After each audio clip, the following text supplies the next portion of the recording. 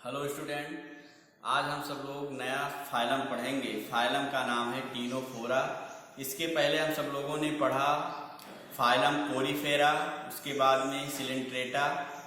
दोनों में आप अंतर समझ गए होंगे। जो संघ पोरीफेरा होता है उसके बॉडी पर पोर लाइक स्ट्रक्चर पाया जाता है, उसे हम आस्टिया कहते हैं। आस्टिया का प्रेजेंट होना ही वह जंतु संघ पोरीफेरा में रखा गया है। इसी प्रकार जो नाइडेरिया है या आप कह सकते हो सिलेंट्रेटा है, तो उसको जो है वहाँ पे निमेटोब्लास्ट सेल पाए जाते हैं या सिलेंट्रॉन कैविटी पाई जाती है। उसके बेसिस पे जो है उसको फाइलम सिलेंट्रेट में रखा गया है। आज हम सब लोगों को पढ़ना है फाइलम नाइडेरिया। तो ये जो फाइलम नाइडेरिया होती हैं, ये एनिमल्स जो हैं, जो फाइलम नाइडेरिया में पाए जाने वाले जो एनिमल्स होती हैं, ये केवल मैराइन होती हैं।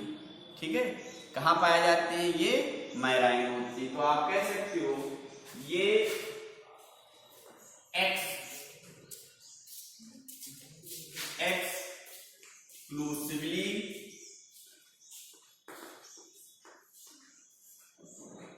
एक्सक्लूसिवली मैराइन होती। एक्सक्लूसिवली कहने का मतलब ये केवल मैराइन होंगे।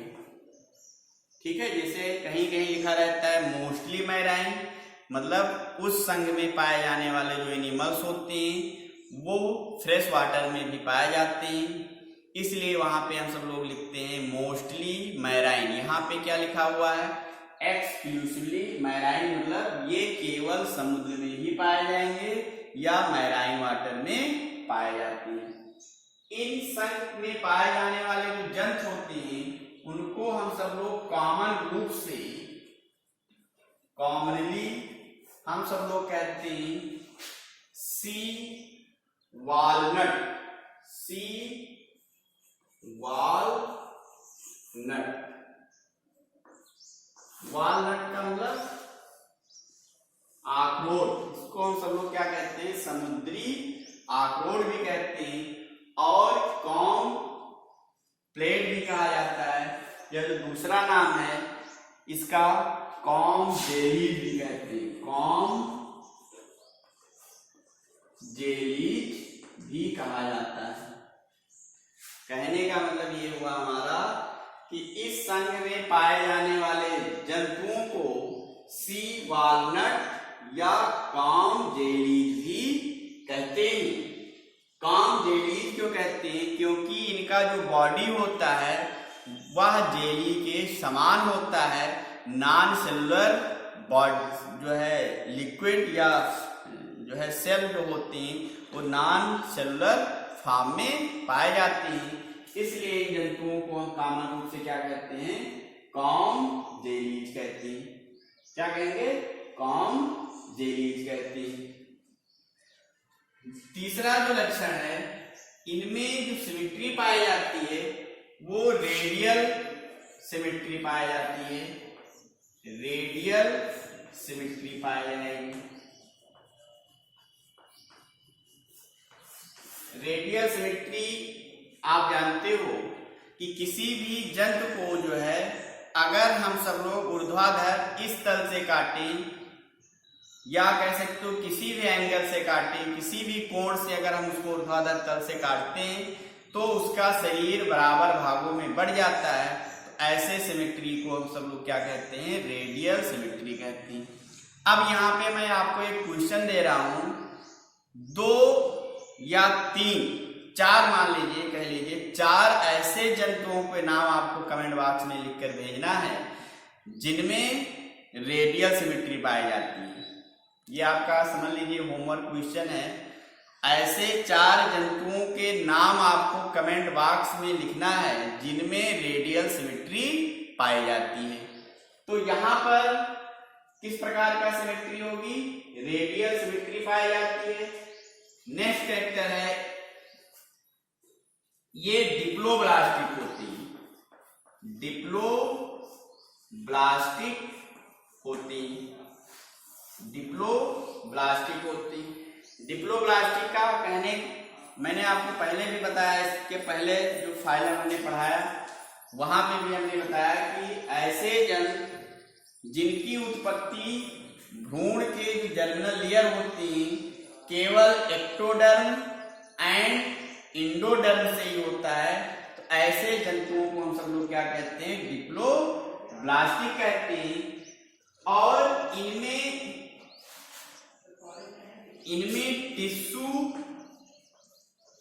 टिश्यू लेवल ऑफ ऑर्गेनाइजेशन पाया जाता है।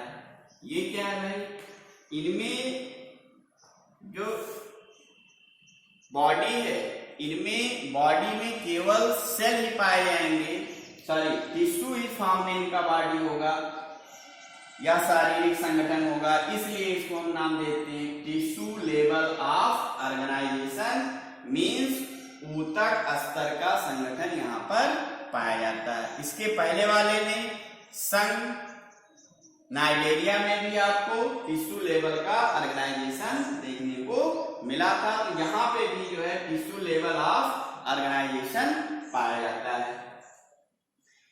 फिर देखिए यहाँ पर हमने नेक्स्ट कैरेक्टर जो लिया है, आप देख रहे होंगे यहाँ पर जो जंतु होते हैं उसके बॉडी पर जो है एक सिलिएटेड कॉम प्लेट पाया जाता है। नंबर कितना होगा, 8 सिलिएटेड कॉम प्लेट पाया जाता है। उस प्लेट का जो काम होता है वो लोकोमोशन में हेल्प करता है। तो इनके जो शरीर होता है, इनका जो बॉडी होता है, इनके बॉडी पर जो है, जो इनका शरीर है, 8 सिलिएटेड कॉम प्लेट पाया जाता है और इसका जो काम होता है वो गमन करने में सहायता करता है, लोको मोशन में सहायता करता है। ठीक है, गमन में हेल्प करेगा। याद रखिएगा कितने कॉम प्लेट होते हैं। कॉम का मतलब आप जानते होंगे, ये कॉम है, ठीक है, इसको हम क्या कहते हैं, कॉम, जिसे आप हिंदी में कहते हो कंघी। कंघी के समान जो है 8 सिलेटेड कॉम प्लेट पाया जाता है जो गमन करने में सहायता करता है। तो यहाँ पे भी बॉडी पर 8 सिलेटेड कॉम पाए जाते हैं जो लोकोमोशन में हेल्प करते हैं। ये फिगर बना हुआ है, एक टीनोफोरा एनिमल्स है। इस एनिमल्स में आप देख रहे होंगे सिलेटेड, ये ऐसा एनिमल्स है जो सबसे लार्जेस्ट एनिमल्स है जो सीलिया के द्वारा मूव करता है या उनमें लोकोमोशन होता है।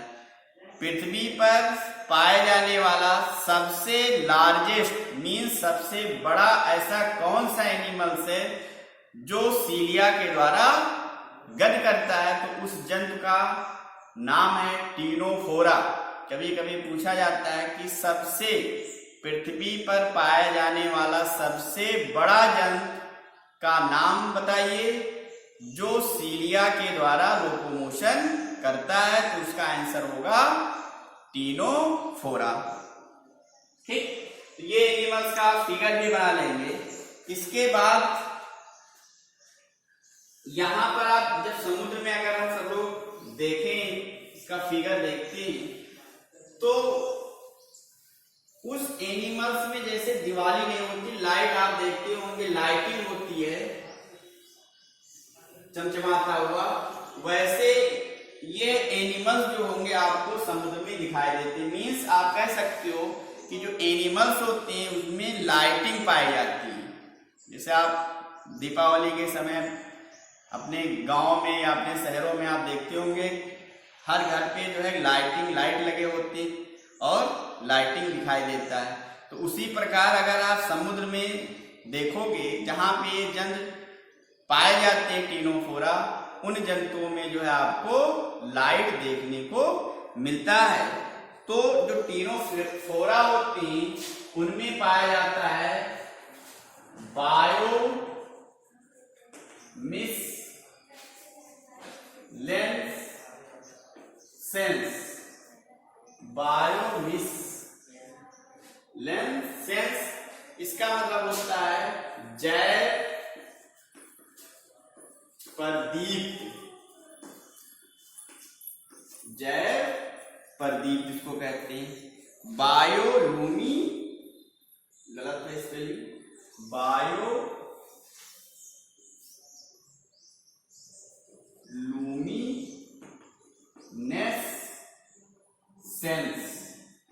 ये स्पेलिंग बायोलूमिनेसेंस, जैव प्रदीप्त, मतलब जो एनिमल्स होती हैं लाइट को इमिट करती हैं, लाइट को छोड़ते हैं, लाइट को इमिट करती हैं। कौन? टीनोफोरा, जो टीनोफोरा एनिमल्स होती हैं वो लाइट को इमिट करते हैं, मीन्स लाइट को छोड़ते हैं, इसलिए इसको हम क्या कहते हैं? जैव प्रदीप्त कहते हैं। मतलब जो बायोलुमिनेंस वह प्रॉपर्टी होती है जिनमें लिविंग ऑर्गेनिज्म से शरीर से लाइट इमिट होता है। यहां से लाइट आपको इमिट होता हुआ दिखाई, मतलब लाइट छोड़ते हैं, या जैसे आप तो लाइट जला देते हैं तो ऐसे उनके बॉडी पर जो है लाइट देखने को मिलता है। नेक्स्ट कैरेक्टर देखते हैं। यहां पर अगर हम रिप्रोडक्शन की बात करें तो यहां पर जो सेक्स ऑर्गन्स होते हैं वो पृथक होते हैं, मींस सेक्स क्या होते हैं? सेपरेट होती है। इसका मतलब क्या है? कहने का मतलब जो जननांग होता है वह सेपरेट नहीं होता है, सॉरी सेपरेट होते हैं।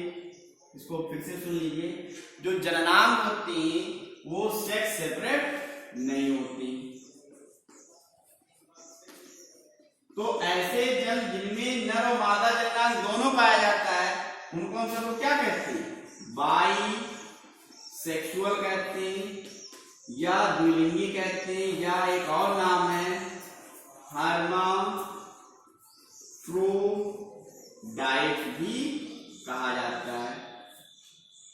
इनमें जो जननांग होगा पृथक नहीं पाया जाता है, मीन्स नर और मादा जननांग जो है साथ साथ में पाए जाते हैं। ऐसे जंतुओं को हम सब लोग क्या कहते हैं? द्विलिंगी कहते हैं या हर्माफ्रोडाइट कहते हैं। इनमें केवल जो है सेक्सुअल रिप्रोडक्शन ही होता है, इनमें केवल सेक्सुअल रिप्रोडक्शन होता है। ध्यान रखिएगा, इनमें केवल सेक्सुअल रिप्रोडक्शन होगा, ना कि इनमें एसेक्सुअल रिप्रोडक्शन होगा। केवल ये रिप्रोडक्शन जो करेंगे ओनली सेक्सुअल रिप्रोडक्शन, ठीक है। यहां पे फर्टिलाइजेशन, जो फर्टिलाइजेशन होता है एक्सटर्नल होगा, एक्सटर्नल फर्टिलाइजेशन होता है, फर्टिलाइजेशन होगा, और जो डेवलपमेंट होता है वो इनडायरेक्ट होगा।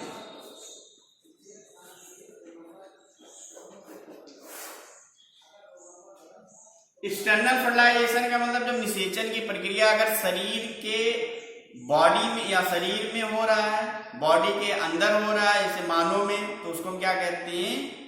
इंटरनल फर्टिलाइजेशन कहेंगे। अगर निषेचन की प्रक्रिया जो है शरीर के बाहर संपन्न होती है तो उसको हम क्या कहते हैं? एक्सटर्नल फर्टिलाइजेशन कहेंगे, मीन्स बाह्य निषेचन कहते हैं। तो इन जंतुओं में जो है जो निषेचन की प्रक्रिया होती है वह बॉडी के बाहर होता है, इसलिए इसको हम क्या कहते हैं? एक्सटर्नल फर्टिलाइजेशन कहते हैं। यहाँ पर लार्वा देखने को मिल रहा है, इसलिए इनका जो विकास होता है वह इनडायरेक्ट होता है।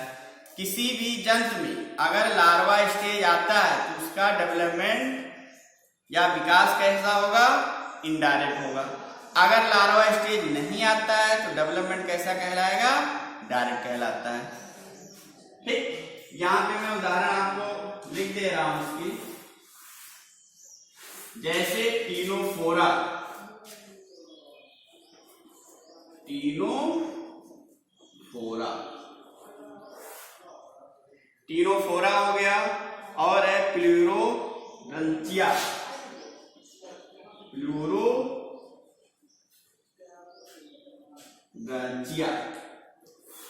उदाहरण दो आपको याद कर लेना है, ठीक है। तो एक बार हम सब लोग फिर से देखते हैं इसके जो इम्पोर्टेंट लक्षण है। इस संघ में पाए जाने वाले सभी जन केवल महिलाएं होती। दूसरा, इसको हम सब लोग सामान्य भाषा में कॉमन रूप से सी वालनट मतलब समुद्री अखरोट या पाम जेलीज भी कहते हैं। इनमें रेडियल सिमेट्री पाई जाती है, ये डिप्लोब्लास्टिक होते हैं। इनमें ऊतक स्तर का संगठन पाया जाता है। इनके बॉडी पर जो है 8 सिलेटेड कॉम्प्लेट पाया जाता है जो गमन करने में सहायता करता है। फिर देखिए ये जय प्रदीप्त को व्यक्त करते हैं या प्रदर्शित करते हैं, मतलब इनके शरीर से जो है लाइट इमिट होता है, मीन्स ये लाइट को छोड़ते हैं। इनमें जननांग कैसा होगा, जो जननांग होंगे दोनों नर और मादा जननांग एक साथ में पाए जाते हैं, मतलब सेक्स सेपरेट नहीं होता है, इसलिए इसको हम बाइसेक्सुअल या हर्माफ्रोडाइट भी कहेंगे। इनमें केवल सेक्सुअल रिप्रोडक्शन होगा, निषेचन बाह्य निषेचन होगा, विकास इनडायरेक्ट होता है। उदाहरण टीरोफोरा प्लूरोब्रांचिया कहती है, ठीक है। तो ये फाइलम जो है खत्म हो गया। इसके बाद आप इसका फिगर भी दिया गया है, मैंने बनाया भी था, तो आप इसको कंप्लीट कर लीजिएगा। नेक्स्ट हम सब लोग पढ़ेंगे फाइलम प्लेटीहेल्मिन्थीज।